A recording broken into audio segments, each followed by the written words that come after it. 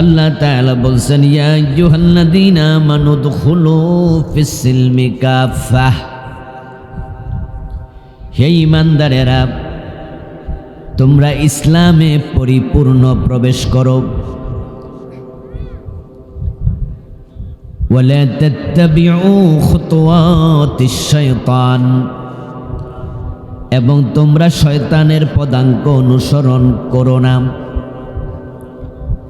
ইন্নাহু লাকুম আদুউম মুবিন, নিশ্চয় শয়তান তোমাদের চরম দুশমন, প্রকাশ্য শত্রু। তিনটা মেসেজ এক আয়াতে। কোরআন হলো আমাদের জীবন বিধান, কোরআন হলো আমাদের লাইফ প্রেসক্রিপশন। মুমিনের জীবন কিভাবে অতিবাহিত হবে, এ কোরআন মাজিদ আল্লাহ তাআলা সেটা বিস্তারিত বলেছেন। তিবিয়ানাল লিকুল্লি শাই, আল্লাহ তাআলা কোরআন মাজিদকে আমাদের জন্য তিবিয়ান বানালেন।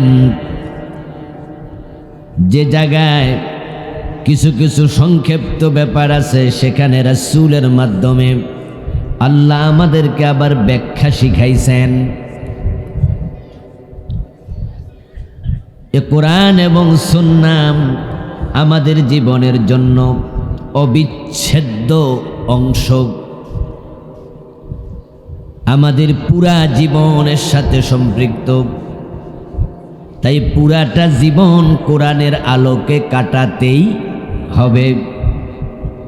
এই সিদ্ধান্ত নিতে দেরি করা যাবে না, কারণ নিঃশ্বাসের কোনো বিশ্বাস নাই, এক সেকেন্ডেরও ভরসা নাই। আজকেও জীবনের শেষ রাত হতে পারে। পরিপূর্ণভাবে ইসলামে প্রবেশ করবেন না, এই অবস্থায় মারা গেলে জান্নাত কপালে মিলবে না। কে কখন চলে যায় বলা যায় না, কত মনীষী চলে যাচ্ছে। আজকেও আমাদের মাঝ থেকে চলে গেলেন আপনাদের এই লক্ষ্মীপুরের কৃতি সন্তান, বাংলাদেশের সুনামধন্য মুফাসসির আল্লামা লুৎফুর রহমান রাহিমাহুল্লাহ আজকে বিকালে ইন্তেকাল করেছেন। আল্লাহ তাকে ক্ষমা করুন, বলেন আমিন। আল্লাহ তাকে জান্নাতুল ফেরদাউসের মেহমান বানিয়ে দিন, আবারও বলুন আমিন। হুজুরের জানাজার নামাজ আজ রাত 8টায় বাইতুল মুকাররমে অনুষ্ঠিত হবে। কালকে সকালে হুজুরের বাড়িতে সকাল 8:30টায় অনুষ্ঠিত হবে। চলে গেলেন চিরদিনের জন্য, আর কোনোদিন ফিরবেন না। এই জাতীয় হঠাৎ করে আমরাও যে কোনো দিন চলে যেতে পারি, হঠাৎ করে চলে যাওয়ারও সম্ভাবনা আছে না নাই?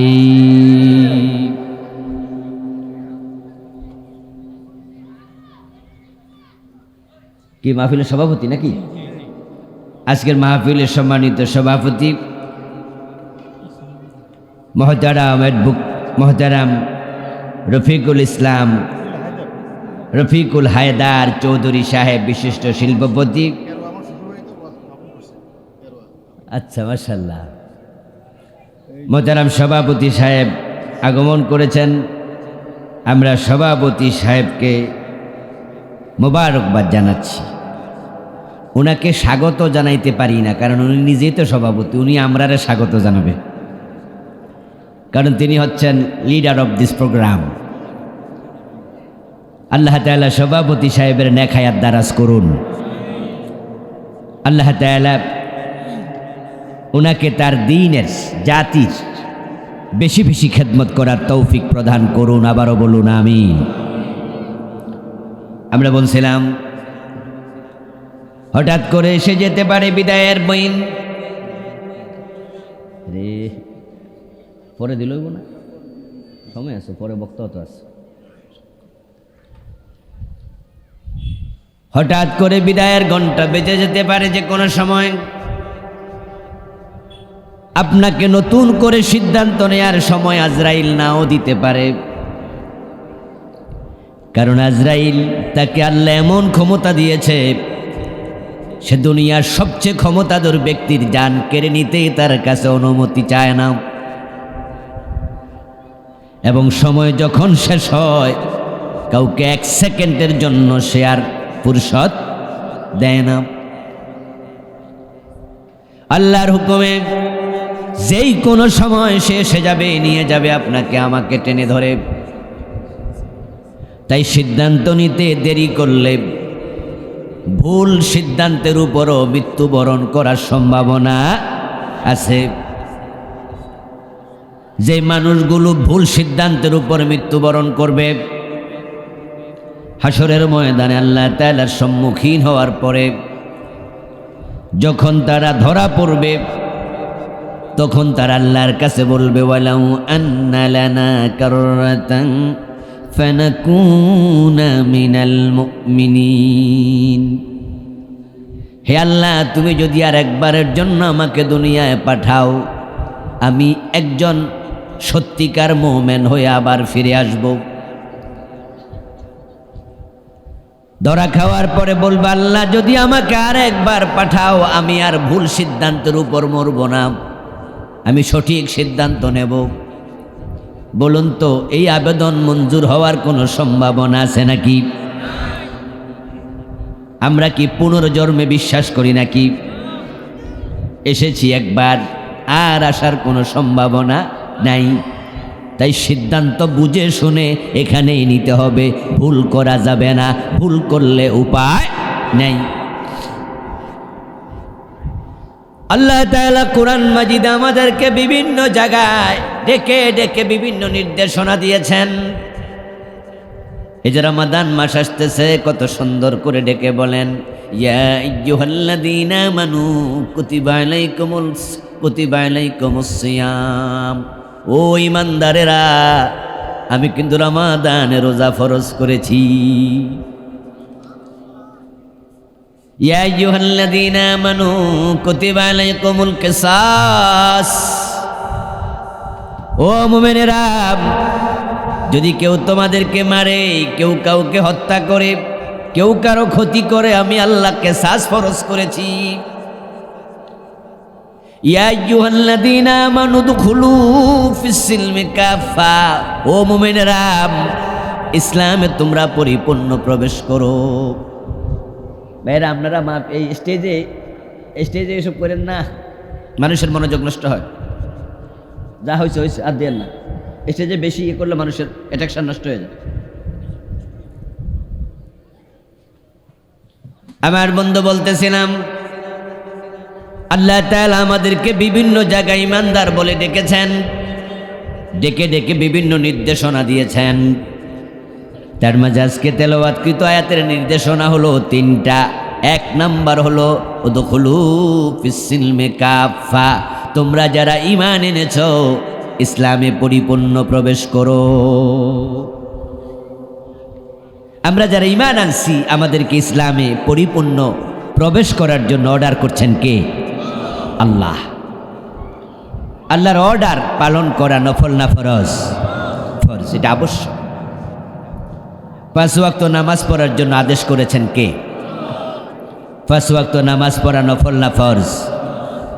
রমাদানে রোজা রাখতে বলেছেন কে? রমাদানে রোজা রাখা আমাদের জন্য নফল না ফরজ? ইসলামে পরিপূর্ণ প্রবেশ করতে বলেছেন কে? তো ইসলামে পরিপূর্ণ প্রবেশ করা নফল না ফরজ? এ ফরজের কি খবর? নামাজের ফরজ মানুষ মানে অনেকে আছে, 5 ওয়াক্ত নামাজ পড়ে। বাংলাদেশে জাতীয় লোকের সংখ্যা অনেক, আলহামদুলিল্লাহ। 5 ওয়াক্ত নামাজের মাঝে 1 ওয়াক্ত ছাড়ে না, এমন শত শত মুসলমান আপনাদের এলাকাতেও আছে। আজকের মাহফিলেও অনেকে আছেন 5 ওয়াক্ত নামাজ পড়ে। রমাদানে রোজা রাখে, একটা রোজা ভাঙে না, এমন মুসলমান শত শত আছে না নাই? আজকের মাহফিলও আপনারা অনেকে আছেন, সে বালেগ হওয়ার পর থেকে আজ পর্যন্ত রোজা ছাড়েন নাই। কিন্তু ইসলামে পরিপূর্ণ প্রবেশ করো, এই আদেশ মানার লোকের সংখ্যা বড়ই। কম। এজন্য আমরা সমাজের দিকে তাকালে দেখি 5 ওয়াক্ত নামাজ পড়ে অথচ সুদে টাকা লাগায়া বসে আছে। নামাজ পড়ে সুদ খায় এমন লোক বাংলাদেশে আছে না নাই? এই রমাদান মাসে রোজা রাখবে অথচ ওজনে কম দেবে, মালে বেজাল দেবে, মানুষ ঠকাবে এমন রোজাওয়ালা ব্যবসায়ী আছে না নাই? 5 ওয়াক্ত নামাজ পড়ে রমাদানে রোজাও রাখে, টুপি আছে, দাঁড়িয়ে আছে, অথচ বাবা মরে গেছে 10 বছর আগে, মা মরে গেছে 5 বছর আগে, এখনো বইনের হক দেয় না এমন নামাজি ভাই আছে না নাই? এরা ইসলামে পুরা ঢুকছে না অর্ধেক। আমার প্রিয় ভাই, ইসলামে পরিপূর্ণ প্রবেশ করার জন্য আল্লাহ অর্ডার করেছেন। সুতরাং ইসলামে আংশিক প্রবেশ করার কোনো অনুমতি নাই। আর বাংলাদেশের লোকেরা ইসলাম এখানে বুঝতে গিয়ে অনেকে ঝামেলা লাগাইয়া দিছে। তারা আংশিক ইসলাম মেনে জান্নাত খোঁজে, মনে মনে ভাবে আমি 5 ওয়াক্ত নামাজ পড়ি, আল্লাহ জান্নাত আমারে না দিয়া দেয় কারে। অথচ আংশিক ইসলাম মানার কোনো অনুমতি নেই। আল্লাহ বলছেন পরিপূর্ণ ঢোকো। খুব ভালো করে শুনবেন প্রিয় ভাইয়েরা, আল্লাহ যা বলেন সেখানে কোনো ডিসকাউন্ট নাই। আল্লাহ তাআলা যা বলবেন সেখানে তিনি কোনো ছাড় দেন না, এটা আল্লাহর নিয়ম। তিনি যা বলেন সেটাই চূড়ান্ত হয়। যেমন আল্লাহ তাআলা বললেন ওযুর ফরজ 4টা, ইযা কুমতুম ইলাস সালাতি ফাগসিলু উজুহাকুম ওয়া আইদিয়াকুম ইলাল মারাফিক ওয়া আমসাহু বিরুউসিকুম ওয়া আরজুলাকুম ইলাল কাবাইন। ওযুর ব্যাপারে একটা আয়াতই শুধু আছে। এই একটা আয়াতের মাঝে আল্লাহ তাআলা 4টা ফরজ বলেছেন। আমার সামনে যারা আছেন আপনারাও তো জানেন সবাই ওযুর ফরজ কয়টা। কেউ যদি পা ধুইল, আপনার মাথা মুখ ধুইল, হাত ধুইল, মাথা মাসে করলো, পা ধুইল না, এই অবস্থায় নামাজ পড়ে নিল, নামাজ হবে কতটুকু? এই যে 3টা সে মানলো, তাই কি নামাজ অর্ধেক সওয়াব হবে? 25% হবে। কয় পার্সেন্ট? তো 3টা যে মানলো, উত্তর হলো আল্লাহ বলেছেন 4, এখানে 3-এর কোনো মূল্য নাই। তিনি যা বলেন সেটা চূড়ান্ত। আমার প্রিয় ভাই, রোজা রেখেছেন রমাদানে, যদি কোনো ব্যক্তি 12টা বাজে ইফতার করে ফেলে, দুপুর বেলা ইফতার করে নিল, আর মনে মনে ভাবলো 6 ঘন্টা তো রাখছি, আল্লাহ আমাকে 50% সওয়াব দেবে। আপনাদের কাছে জানতে চাই 12টা বাজে ইফতার যদি করে সওয়াব পাবে কতটুকু? কিছু পাবে নাকি? তো 6 ঘন্টা যে রাখলো, আল্লাহ বলেছেন সুম্মা তিম্মুস সিয়ামা ইলাল লাইল, রাত্র আসা পর্যন্ত রোজা রাখো। সূর্য ডোবার 2 মিনিট আগে ইফতার যদি করে তাহলে পুরা দিনের রোজা আল্লাহ ফেলে দেবে, বাতিল করে দেবে। কারণ আল্লাহ যা বলেন সেখানে কোনো ডিসকাউন্ট নেই। আরে আমল পরে, আগে তো বুঝ, আগে তো ঈমান, আগে তো আপনাকে কনসেপশন নিতে হবে। আপনাকে আগে বুঝতে হবে আল্লাহর দিন কি, ইসলাম কি, বুঝার পরে আপনার কাজ শুরু হবে। আমাদের দেশের লোকদের বুঝের মাঝে দারুণ সমস্যা, যার কারণেই তো এই দেশের মানুষ নামাজ রোজা করেও সিনেমা হলের মালিক হইয়া বসা থাকে, হজ করার পরও সুদী ব্যাংকের মালিক হয়, সুদী ব্যাংকের ডিরেক্টর, সুদী ব্যাংকের মালিক, চেয়ারম্যান, এমডি। এবারটা হজে চলে যায় প্রতি বছর।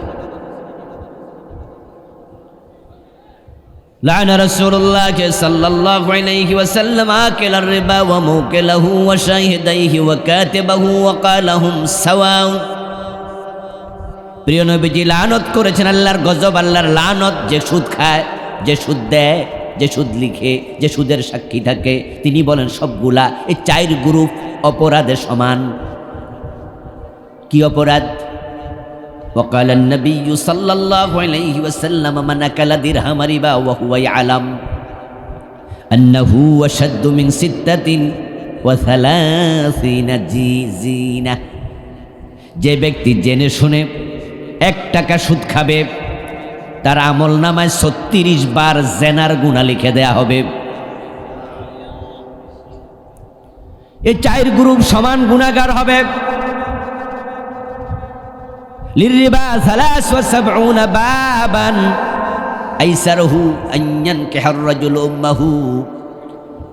হাদিস হলো যে ব্যক্তি সুদ খায় তার আমল নামায় 73টা বড় বড় গুনাহ লিখে দেয়া হয়।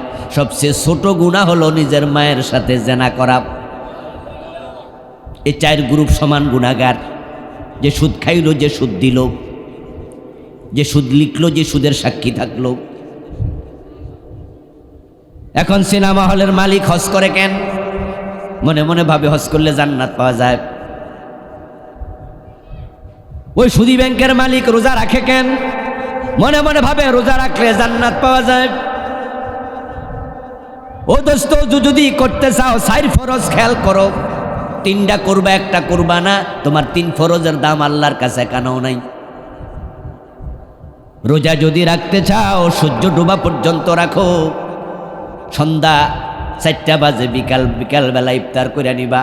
সূর্য ডোবার 1 মিনিট আগে ইফতার করো, যাই না বুঝা পুরা দিনের রোজা বাদ। নামাজ পড়ার জন্য আরকান আহকাম 13 ফরজ। তার মাঝে একটা ফরজ হলো পবিত্রতা, শরীর পাক।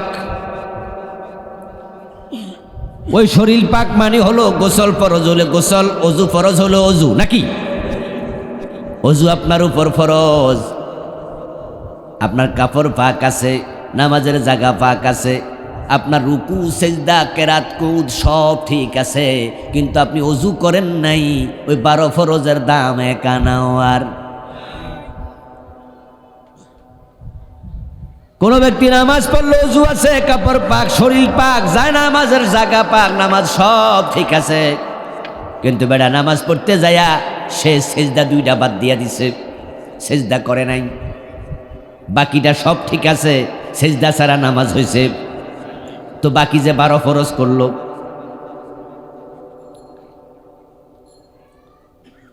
আমার বন্ধু আমরা সবাই ফতোয়া দিয়ে দেব এই নামাজটা বাতিল। এর কারণ কি? কারণ হলো আমার আল্লাহ তার বিধানের মাঝে কাউকে ডিসকাউন্ট দেয় না। এখন আপনার কাছে মনে হবে হুজুর সব বুঝি মানতে হবে, ইসলাম কি এত কঠিন? আমি বলবো দোস্ত জি, ইসলাম মানে তো আত্মসমর্পণ। তো যদি আপনি আত্মসমর্পণ করেন তাহলে যার কাছে আত্মসমর্পণ করলেন তার কথার বাইরে চলার সুযোগ আপনার আর নাই। যদি আপনি আত্মসমর্পণ করার পরও নিজের মন মতো চলেন তাহলে প্রমাণ হলো আপনি আসলে আত্মসমর্পণ করেন নাই। এই জন্য প্রিয় নবীজি সাল্লাল্লাহু আলাইহি ওয়াসাল্লাম বলেছেন, ইন্নামাল মুমিন কাল জামালিল আনিফ হাইসুমা কিদান কদ। আমার রাসূল বলেন যে ব্যক্তি প্রকৃত অর্থে মুমিন হলো, মুসলিম হলো, সে হয়ে যাবে ওই ওটের মতো যে ওটের নাকের ভিতর মালিক রশি ঢুকাইয়া দিছে। কি চমৎকার উদাহরণ! যে ওটের নাকের ভিতর মালিক রশি ঢুকাইয়া দিছে, রশি ঢুকাইয়া মালিক রশিটা হাতে নিল। এবার বলুন তো সেই ওট কি মন মতো চলতে পারবে? ওই ওট এখন স্বাধীন না পরাধীন? মালিক টানে যেদিকে কদম দেবে সেদিকে। যখন তুমি কালেমা পড়ে মুমিন হয়েছো, ইসলামে প্রবেশ করেছো, তখন মরণ পর্যন্ত মন মতো চলার অধিকার নাই। আল্লাহ যা বলে সেটা মানতে তুমি বাধ্য থাকবে।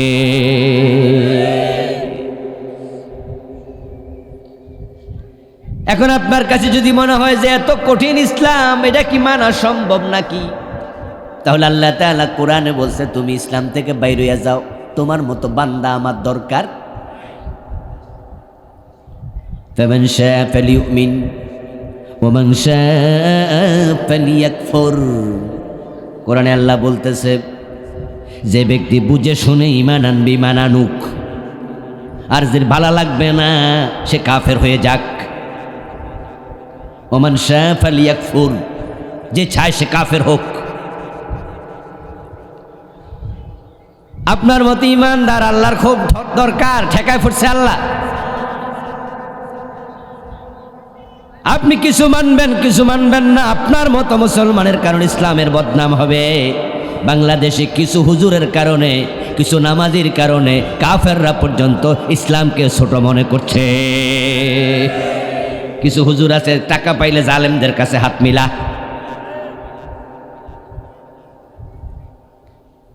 কিছু মুসলমান আছে টুপি মাথায় দিয়া ওজনে কম দে মালে বেজাল দে, রাতের বেলায় পাশের দোকানদার হিন্দু, আর এই বেটা হাজি সাহেব মুসলমান।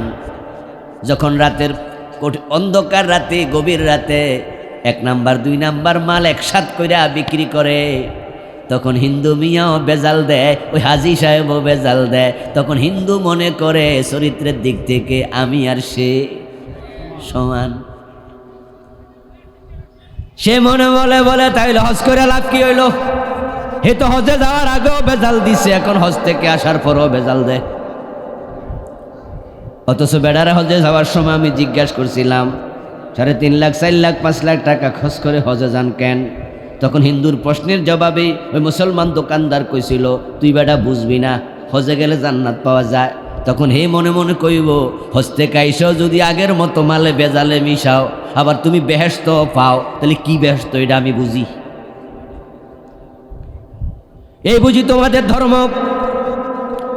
একই অফিসে চাকরি করে, হিন্দু অফিসার ঘুষ খায়, মুসলমান অফিসারও ঘুষ খায়, এমন অফিসার আছে না নাই?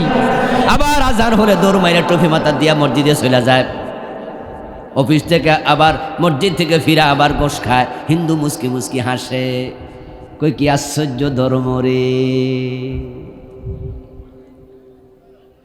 এই দোস্ত, আপনি যে নামাজ কালাম পড়েন, ঘটনা কি? কই নামাজ পড়লে জান্নাত, ডাইরেক্ট জান্নাতে চাবি। তো হিন্দু বেটা মনে মনে কয়, এত ঘোষ খাইয়াও যদি বেহেশতে যাওয়া যায়, এটা কিরম বেহেশত আল্লাহ জানে। ইসলাম কি আসলে এত 2 নাম্বার? তাহলে অন্যরা যে ইসলামের ব্যাপারে তারা উল্টা ধারণা করতেছে, অধিকা মুসলমানের কারণে ইসলাম বদনাম হচ্ছে। ভালো লাগে না, ভালো লাগে না, পুরা মানতে বেরিয়ে যাও। সূরা রহমানে আল্লাহ বলছে, ইয়া মাশারাল জিন্নি ওয়াল ইনসি ইন ইসতাতাতুম আন তানফুযু মিন আকতারিস সামাওয়াতি ওয়াল আরদি ফানফুযু লা তানফুযুনা ইল্লা বিসুলতান। সুবহানাল্লাহ পড়ে। ও মানুষ এবং জিনেরা, আমি আল্লাহর পুরা পরিপূর্ণ পুরা বিধান মেনে আমার জমিনে থাকতে ভালো যদি না লাগে, ক্ষমতা থাকলে আমার আকাশ এবং জমিনের সীমানা থেকে তুমি বের হয়ে যাও।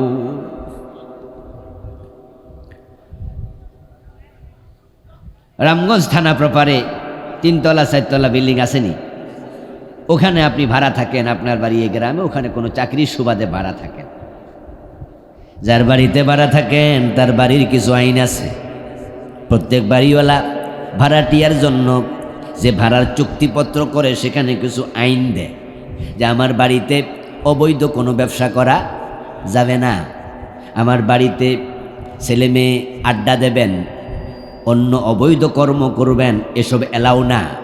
রাত 10টার পরে অন্য অন্য বাহিরের মেহমান যদি থাকে তাদেরকে এই ক্রাইটেরিয়া মোতাবেক থাকতে হবে। মাসের প্রথম 1 সপ্তাহের ভিতরে ভাড়া দিতে হবে। নিজের দায়িত্বে আপনি 3 মাসের ভাড়া অগ্রিম দেবেন।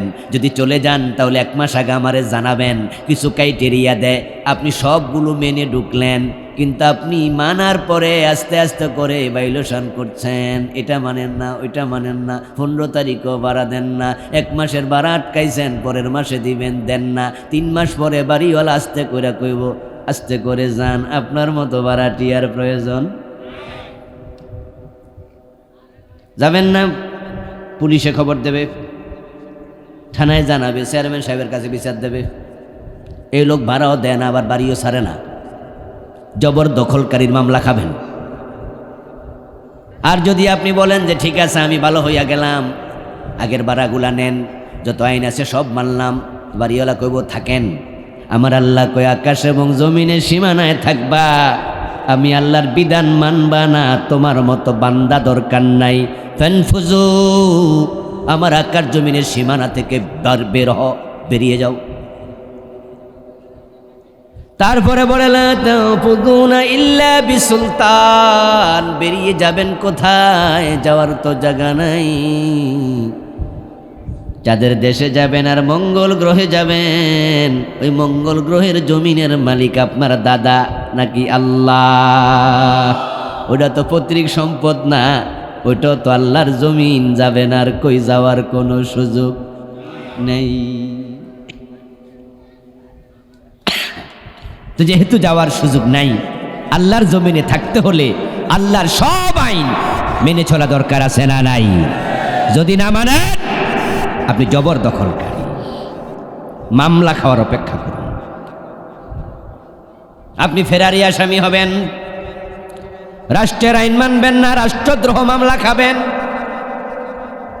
রাষ্ট্র আপনার নামে ফাঁসির ঘন্টা ঝুলাইয়া দেবে, ফাঁসির ঘোষণা দিয়ে দেবে, পুলিশ আপনাকে খুঁজে বেড়াবে, এখান থেকে ওখানে, ওখান থেকে ওখানে পালাবেন। কয়দিন? একদিন ঠিকই ধরা খাবেন। রাষ্ট্র আপনাকে আইনের আওতায় নিয়ে ছাড়বে। যদি রাষ্ট্রের সাথে দ্রোহিতা করেন, বিদ্রোহ করেন, রাষ্ট্র ছাড়বে না। ঠিক আল্লাহ বলে, আমিও 30 বছর, 40 বছর, 50 বছর, 100 বছর হায়াত দিলাম, যা মনে চায় করো। বিদ্রোহ করে আর পালাইবা কোথায়? সময় যখন শেষ হবে আমার আজরাইলও তোমারে ছাড়বে না। ইন্না রাব্বাকা লাবিল মিরসাদ। আল্লাহ বলে, হে নবী, আপনার রব ঘাটিতে বসে আছে। আপনি ডানে বামে তাকিয়ে দেখছেন লোকগুলো বড় ফাজিল, বড় বিদ্রোহী, আপনার দাঁত ভেঙে দিয়েছে, পাথর মেরে আপনাকে রক্তাক্ত করে দিল, হেলমেট ভেঙে আপনার মাথায় ঢুকলো, 3 ঘন্টা আপনি বেহুশ। আপনি ভাবছেন আমি আল্লাহ তাদেরকে ধরি না কেন, গজব দেই না কেন? ও নবী, টেনশনের কারণ নাই, কারণ যতই বিদ্রোহ করুক পলানোর কোনো। ইন্না রাব্বাকা লাবিল মিরসাদ, আপনার প্রভু ঘাটিতে বসে আছে। ওয়ালা তাহসাবান্নাল্লাহা গাফিলান আম্মা ইয়ামালুজ জালিমুন। এই যে আপনারে মারতেছে, ইসলামের পক্ষে কথা বললে ধরো, জেলে দাও, মিথ্যা মামলা দাও, এবং বেশি যদি ইসলামের পক্ষে থাকে সংঘর্ষ বাইদা যায়, প্রয়োজনে ফাঁসিতে ঝুলাইয়া দাও। এই যে তারা এগুলো করতেছে, আপনি ভাববেন না আমি আল্লাহ বুঝি দেখি না। ওয়ালা তাহসাবান্নাল্লাহা গাফিলা, আল্লাহকে আপনি গাফেল মনে করবেন না। আম্মা ইয়ামালুজ জালিমুন, জালিমরা যা করছে ওই ব্যাপারে, বরং ওয়াসবির লিহুকমি রাব্বিকা ফাইন্নাকা বিআয়ুনিনা, আপনি ধৈর্য ধরুন, আপনার রবের অর্ডার, আপনি তো আমি আল্লাহর চোখের সামনে আছেন। কে কি করছে আমি সব দেখি, সব জানি। কুল্লা শাইইন আহসাইনাহু কিতাবা, আমি সব লিখে রাখি,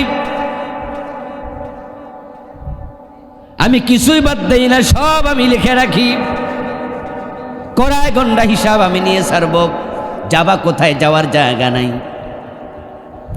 ছোট্ট বয়সে আমরা ঘুড়ি উড়াতাম, যখন আমরা নাটাই নিয়ে ঘুড়ি নিয়ে যেতাম মাঠে, ঘুড়িটা ছেড়ে দিতাম আকাশের দিকে। ঘুড়ি যখন উঠত আমরা নাটাই রশি ঢিল দিতাম, ঢিল দিতে দিতে ঘুড়ি অনেক উপরে চলে যেত, উপরে গিয়ে মাথা নাড়ত। আমরা ভয় পেতাম না, ভাবতাম না এত উপরে গেছে, আবার মাথাও বেড়া লারে, বেড়া বুঝিয়া রাইব না।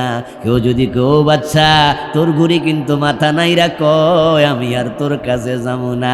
বাচ্চা মুস্কি হাসি দিয়া বলবে, যাবে কোথায়? নাটাই তো আমার হাতেই।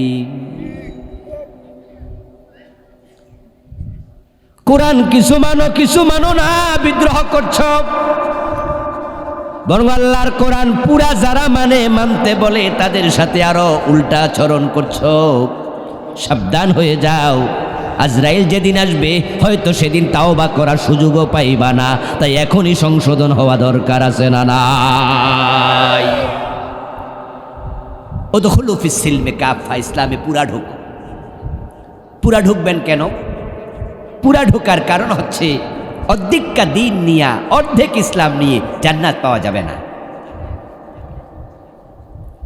আমরা যখন ঢাকায় রওনা দেই, এটা কোন থানা? রামগঞ্জ, রায়পুর বাজারে যাইয়া যখন আপনি গাড়িতে ওঠেন, ঢাকা যাওয়ার জন্য যে গাড়িতে উঠলেন, গাড়িতে ওঠার পরে যদি জানালা দিয়া মাথা বের করে রাখেন, দেখবেন ড্রাইভার আপনাকে ধমক দেবে, এই যাত্রী মাথা ঢুকান। জানালার পাশে বসছেন, একটা হাত এমনি বের করে রেখেছেন, লুকিং গ্লাস দিয়া দেখে ড্রাইভার বলবে, হেল্পার যাত্রীর হাত ভিতরে ঢুকাতে বলো। কারণ ড্রাইভার জানে অবুঝ যাত্রী হাত যদি বাহিরে থাকে তাহলে আরেকটা গাড়ি এসে এমনভাবে ধাক্কা মারবে, হাসপাতালে যাওয়া লাগবে। মাথা যদি বাহিরে থাকে হয়তো তার কবরস্থানে যাওয়া লাগবে, নিরাপদে ঢাকা যাইতে পারবে না। তাই নিরাপদে ঢাকা যেতে চাইলে গাড়ির বাহিরে হাত পা মাথা রাখিও না। আল্লাহ বুঝায়, আল্লাহর জান্নাত পর্যন্ত নিরাপদে যাইতে চাইলে ইসলামের ভিতরে পুরা ঢোকো, জীবনের কোনো অংশ ইসলামের বাইরে রাখা যাবে না। এজন্য বলা হয় Islam is the complete code of life. ইসলাম হচ্ছে পরিপূর্ণ জীবন বিধানের নাম। এখানে আপনার জীবনের কোনো অংশ বাদ নাই যা আলোচিত হয় নাই, যা বলা হয় নাই। এখন আমাদের বাংলাদেশের লোকেরা অর্ধেক ইসলাম মেনে কেন জান্নাত চায়? কারণ তারা ইসলামকে জীবন বিধান হিসাবে নেয়নি, নিছক একটা ধর্ম মনে করছে। হিন্দু ধর্মের দিকে তাকালে তারা দেখে হিন্দু ধর্ম মানে হলো 12 মাসে 13 পূজা, পূজার বাহিরে কোনো কাজ নাই, যা মনে চায় করো। খ্রিস্ট ধর্ম মানে হলো সপ্তাহে একদিন গির্জায় যাও, বাকি 6 দিন মন মতো চলো। ইহুদি ধর্ম মানে হলো সপ্তাহে একদিন সেনেগাগে যাও, বাকিটা তোমার মন মতো চলো। বৌদ্ধ ধর্ম মানেই হলো সপ্তাহে একদিন ফেগোডায় যাও, বাকি 6 দিন মন মতো চলো।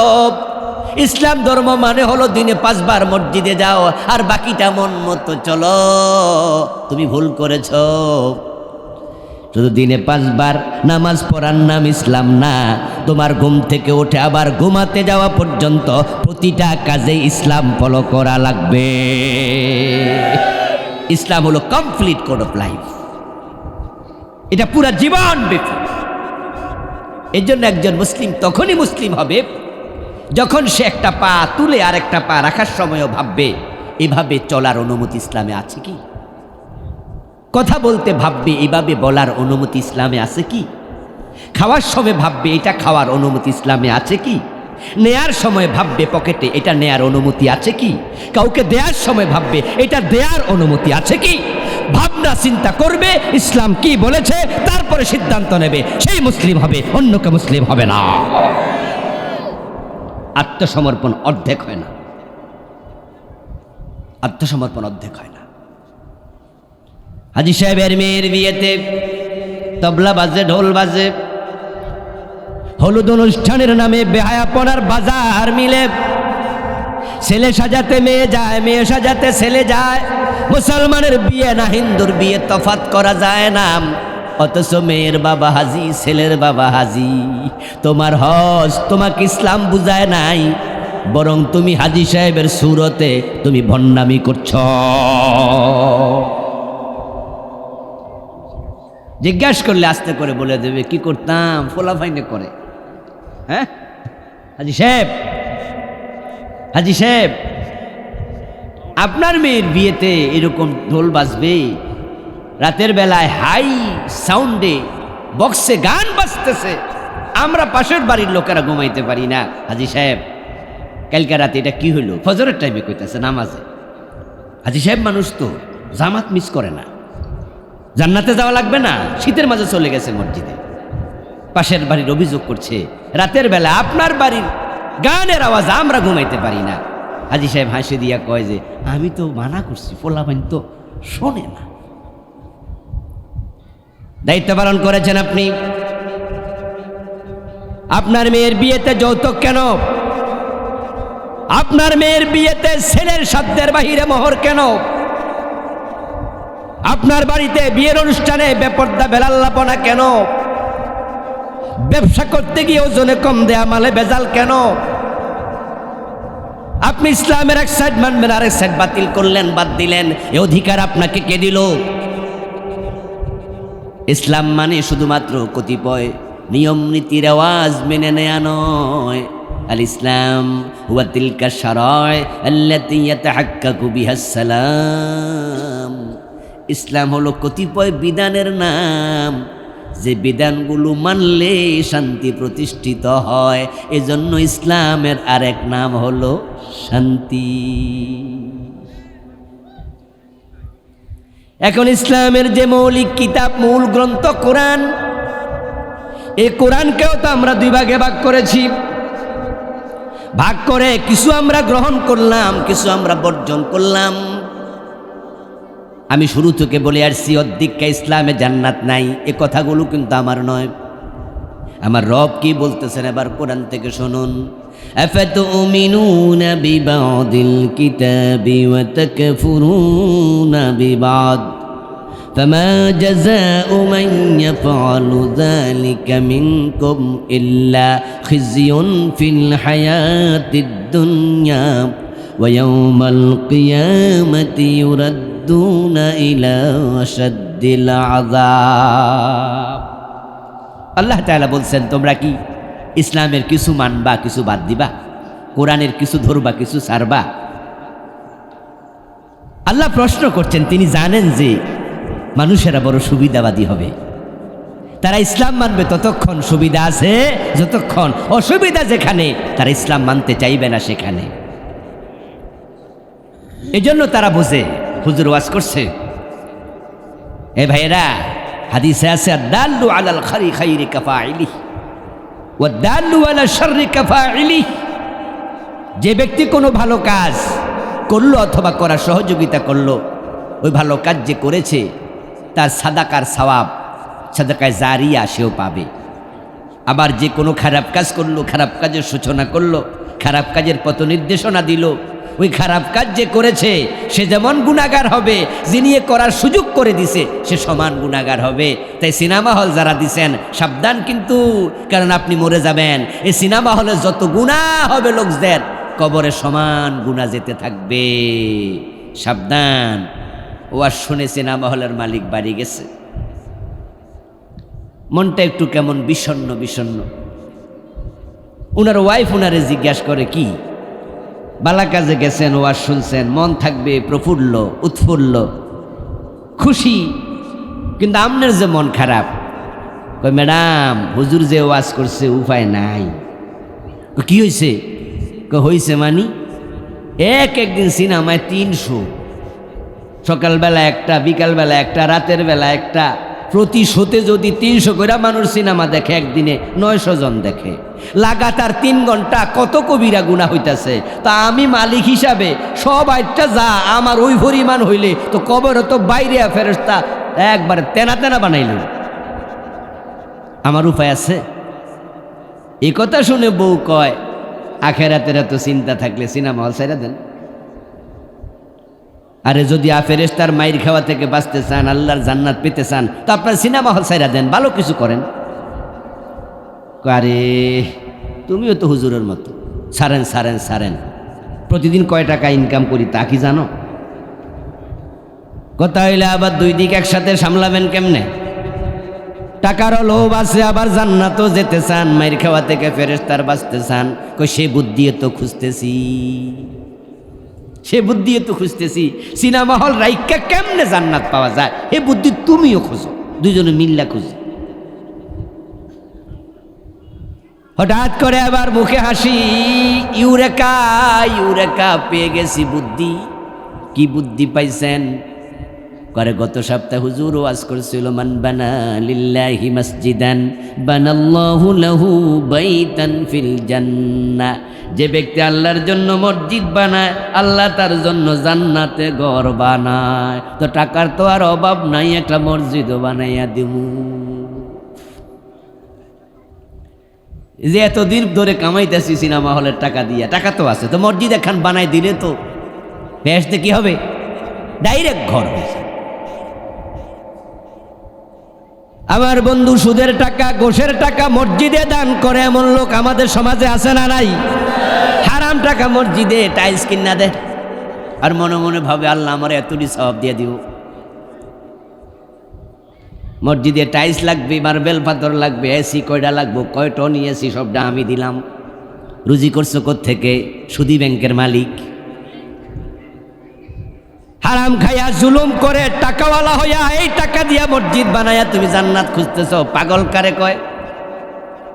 এবার বউ বলতেছে ও ভালো বুদ্ধি তো, হুজুর কে ওয়াজ করছে? করছে মানি তাজা ওয়াজ গত সপ্তাহ। মসজিদ বানাইলে জান্নাত, এবং এই মসজিদে যতজন নামাজ পড়বে কিয়ামত পর্যন্ত তারা যত সওয়াব পাবে, অটোমেটিক ডিজিটাল সিস্টেমে কবরে সওয়াব যেতেই থাকবে। তো সিনেমা হলের গুনাহ বাম কাঁধে আসুক, মসজিদের সওয়াব ডাইন কাঁধে আসুক, এক পর্যায়ে দেখা যাবে ওজন যখন হবে সওয়াব গুনায় কাটাকাটি, আমি মাঝখান দিয়া কোটিপতি। হারাম ছাড়ে না, ওই হারাম টাকা দান করে জান্নাত খোঁজো। আল্লাহরে তুমি কি এত সোজা পাইছো? বরং মুসলমান কান খুলে শুনুন, হারাম টাকা দান করে সওয়াবের নিয়ত করা কুফর, সওয়াব পাওয়া তো দূরের কথা। এই জন্য হারাম টাকার উপরে যাকাতও ফরজ হয় না। কথাকে আমি বুঝাইতে পারতেছি? হারাম টাকার উপর যাকাত ফরজ হয় না, কারণ হারাম টাকার মালিকানাই আসে না। রাস্তার মাঝে যদি টাকা পয়রা থাকে, মাঝে মাঝে কিছু টাকা পয়সা রাস্তায় পয়রা থাকে না, তো কেউ 500 টাকার একটা নোট পাইল, পকেটে নেয়ার পরে মনে মনে ভাবলো মানুষের টাকা এখন কি করি।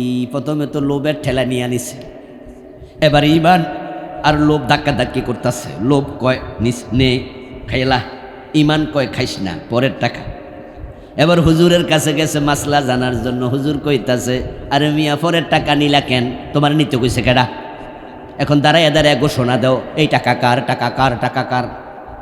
কই হুজুর এই ঘোষণা দিমু কই কার টাকা? এরপরও খোঁজো মালিক পাওয়া যায় কিনা, এটাই হলো মাসালা। 10 দিন 20 দিন 1 মাস 2 মাস খোঁজো, এলাকায় কোনো মালিক 500 টাকা হারাইছে এমন কেউ যদি কয় তার টাকা তাকে দিয়ে দাও, তোমার দায়িত্ব শেষ। কয় যে হুজুর 2 মাস আগে পাইছি, কেউ তো খোঁজে না। হুজুর মাসালা দেয়, তাহলে সওয়াবের নিয়ত ছাড়া গরিবরে দিয়ে দাও। তা আমি 500 টাকা দিলাম, সওয়াবের নিয়ত করলে অসুবিধা কি? ধর্মীয় টাকা কি তোমার? টাকা দিছ তুমি, কিন্তু তুমি তো মালিক নও, কারণ টাকা তো রাস্তায় পাইছো, এটা তো আরেকজনের, তো সওয়াবের নিয়ত কেন করবা? মাসালা বুঝিয়েন, পাওনা টাকা আপনি দিলেন, হুজুর মাসালা দিল, সওয়াবের নিয়ত করা যাবে না। বরং আপনি বলে দেবেন আল্লাহ এই 500 টাকার যে মালিক তুমি সওয়াবটা তারে দিও। এ হলো পাওনা টাকার মাসালা। এবার বলুন তো, পাওনা টাকা যেটা পকেটে নিছেন ওইটা কি হারাম উপার্জিত টাকা? না, টাকাটা নেয়া না নেয়া ভালো, নিলে দায়িত্ব হলো মালিকের কাছে দাও। কিন্তু সুদের টাকা, ঘোষের টাকা, জুলুমের টাকা উপার্জন করা হারাম, ওইটা আরো জঘন্য, ওটা পকেটে নেয়ায় নিষেধ। রাস্তার টাকাটা পকেটে নেয়া নিষেধ নয়, না নেয়া ভালো। যদি পাওনা টাকা নেন, রাস্তার টাকা কুড়িয়ে নেন, নেয়াটা হারাম নয়। যদি আপনি নেন তাহলে আপনার উপর দায়িত্ব বর্তাবে, আপনি ঘোষক হবেন, মালিককে খুঁজবেন, তারপরে দিবেন। মালিক পান না, সওয়াবের নিয়ত ছাড়া দিয়ে দেন। কিন্তু সুদের টাকা, ঘোষের টাকা, এটা পকেটে নেয়াই হারাম। আর ওইটা আপনি মসজিদে দিয়া জান্নাত খোঁজেন, এত সোজা। হাদিস হলো ইন্নাল্লাহা তাইয়্যিবুন লা ইয়াকবালু ইল্লা তাইয়্যিবা। আল্লাহ নিজে পবিত্র, আল্লাহ পবিত্র কিছু গ্রহণ করে না। বরং এই যে আপনি টাকাটা গরিবের হাতে দিলেন, মূলত এটা গরিবরে দেয়া হয় না। হাদিস হলো ইয়াদুল্লাহি ফাওকা আইদিহিম, গরিবের হাতের উপর আল্লাহর হাত থাকে। সহিহ বুখারীর riwayat ফাইন্নাল্লাহা ইয়াতাকাব্বালুহা বিয়ামিনিহি। যখন মানুষ হালাল কামাই থেকে একটা খেজুর পরিমাণ আল্লাহর রাস্তায় দান করে, ওই ফকিরের প্লেটে পড়ার আগে আল্লাহ নিজে তার ডাইন হাত বিছায়া দেয়। তা আপনি যখন হারাম জিনিস দান করেন, আল্লাহ হাত বিছায় না। তুই বুঝি আমার হাত নাফাক করতে চাস, আল্লাহ রেগে যা। তাই হারাম টাকা দান করে সওয়াবের নিয়ত করা কফর। আর ওই হারাম টাকা দিয়া মসজিদ বানাইয়া জান্নাত খুঁজতেছেন। উদখুলু ফিস সিলমি কাফা, জান্নাতে যেতে চাইলে পুরা ইসলাম মানব। এই ওয়াজ শুনে তো আজকে গুণ নষ্ট হয়ে যাবে। হুজুর কি শক্ত ওয়াজ করতেছে। আমি বলি দোস্ত, এটা আগে মেনে নেন, তারপরে আমল শুরু করেন। মানতে গিয়া কোনো রকমের ছাড় দেবেন না। পুরা ইসলামে প্রবেশ করা আল্লাহর অর্ডার, এটা ফরজ। এটা মাথাতে সেট করেন। এবার সেট করার পরে আগান। আগাইতে গিয়ে দেখবেন নামাজ পড়ে মসজিদ থেকে বের হলেন, আলহামদুলিল্লাহ আপনি ভালো মানুষ, চুরি করেন না, ডাকাতি না, হারাম খান না, ওজনে কম দেন না, নামাজ কাজা করেন না, রোজাও ছাড়েন না। কিন্তু রাস্তা দিয়ে একটা যুবতী মেয়ে মসজিদের পাশে হেঁটে যাচ্ছে, আপনি নামাজ পড়ে বের হইলেন। ওই মেয়েটা এত সুন্দর করে সাজুগুজু করছে, হঠাৎ করা চোখ পড়ে গেল। এখন কোনো বেগানা নারীর প্রতি চোখ পড়ার পরে শরীয়তের বিধান হলো ইসরিব বাসারাকা, তোমার চোখ নামিয়ে ফেলো, চোখ ফিরে ফেলো, ওই নারীর দিকে তাকাইয়া থেকো না।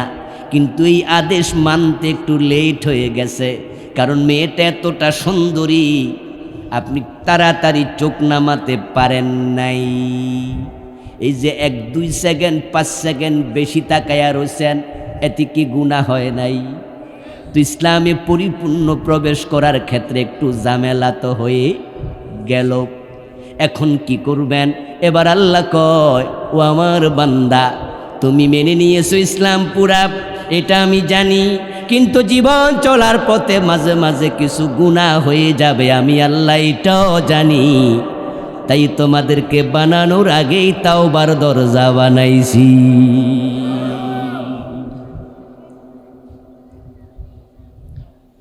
তুমি চলতে গিয়া, খাইতে গিয়া, লেনদেন করতে গিয়া মাঝে মাঝে কিছু গুনাহ তোমার শয়তান করাইয়া ফেলবে।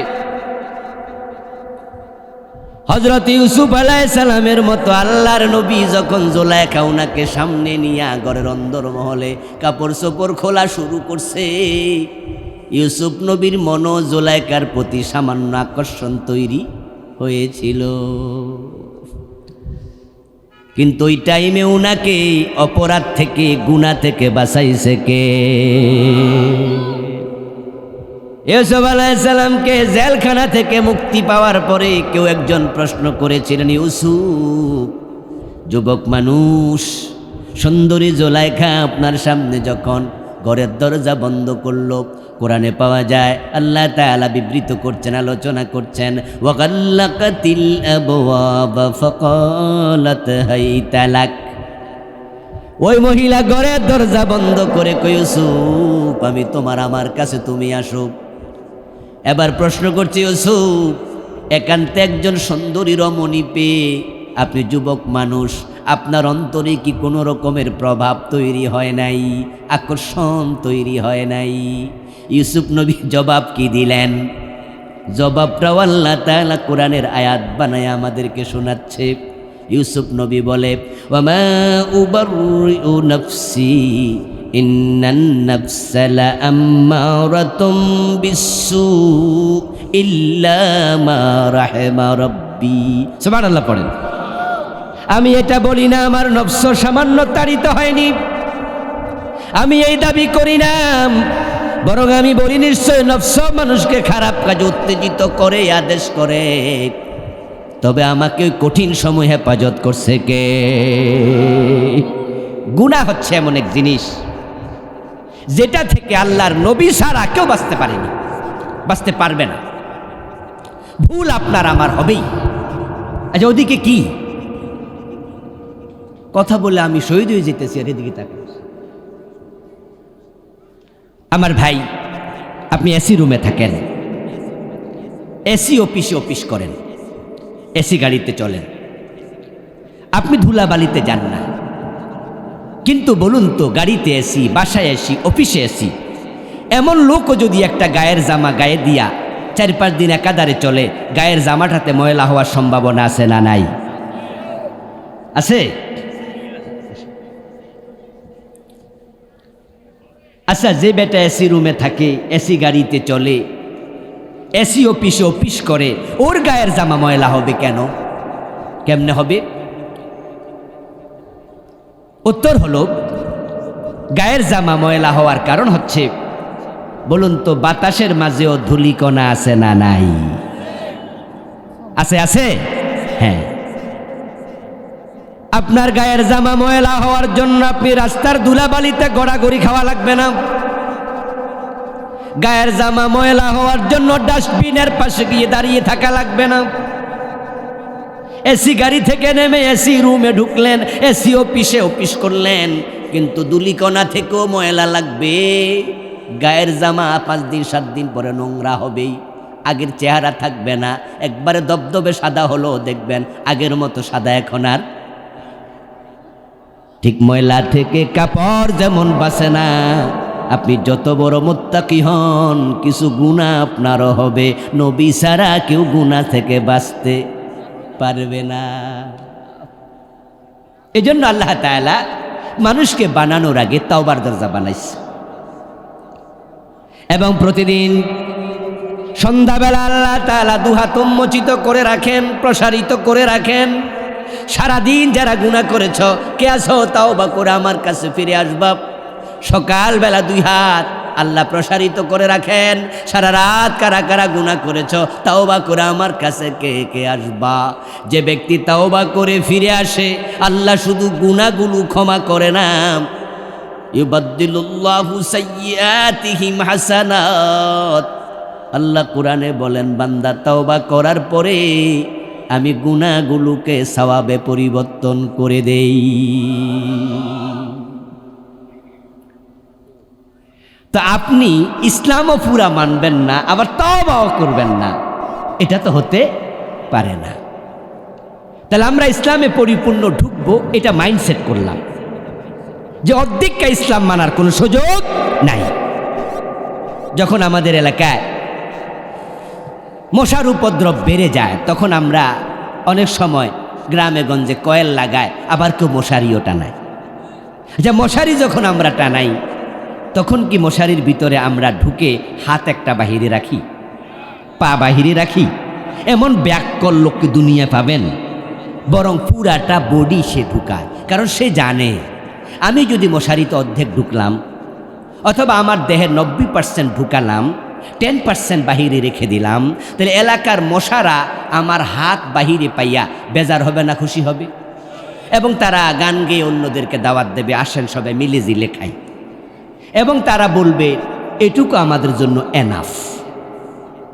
শয়তান যখন দেখে ইসলামে আপনি 90% ঢুকেছেন, 10% ঢুকেন নাই, ওইটুকু পাইয়া শয়তান খুশি হয়, কারণ সে জানে ওইটুকু ধরে এমন জোরে হেসকা টান মারবে, বাকি 90% ছুটাই নিয়ে যাবে।